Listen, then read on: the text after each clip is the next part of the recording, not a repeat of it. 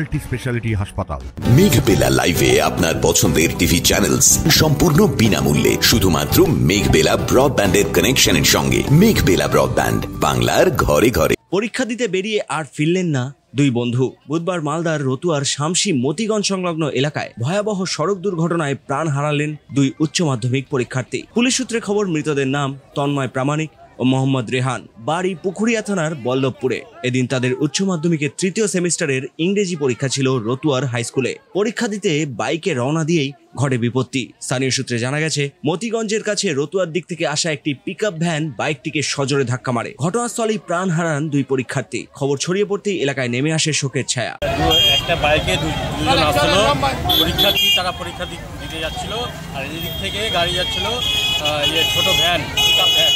আচ্ছা, ওতে মাল লোডিং ছিল, সামনাসামনি ধাক্কা মারে। পিকআপ ভ্যানটি যাচ্ছিল শামসির দিকে, রতুয়া থেকে শামসির দিকে। কালভেটটার পাশে আমি চায়ের দোকানে চা খাচ্ছিলাম, এবার দেখলাম যে গাড়ির টায়ারে আর রোডে আওয়াজ করে উঠলো।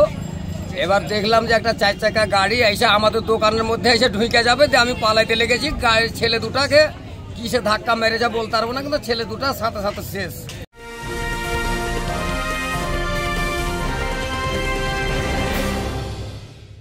উত্তর 24 পরগনা ও তার আশপাশের এলাকার মানুষের সেবায় ক্যাথ ল্যাবের মতো অত্যাধুনিক সুবিধা নিয়ে পরিষেবায় ব্রতী সারদা মাল্টি স্পেশালিটি হাসপাতাল।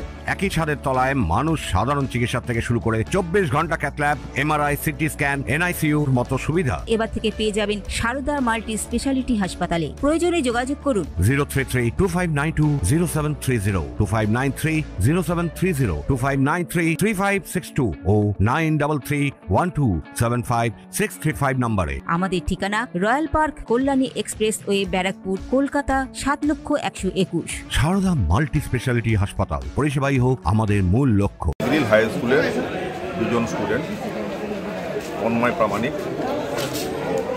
আর এমডি রহমান আহমেদ, তারা উচ্চ মাধ্যমিকের সেমিস্টার পরীক্ষা দিতে যাচ্ছিল রতুয়া হাই স্কুলে।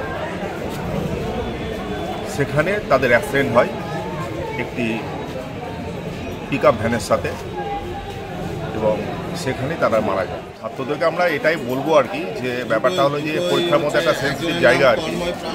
সেক্ষেত্রে আমরা এখনও জানি না যে তারা হেলমেট পরে ছিল কি না, বা কতটা সতর্ক নিয়েছিল, সে সময় আমাদের জানা নেই এখনও। আমরা সবাই এসেছি, সেটা আমাদের জানতে হবে, সেটা আমরা জেনে বুঝতে পারবো আর কি।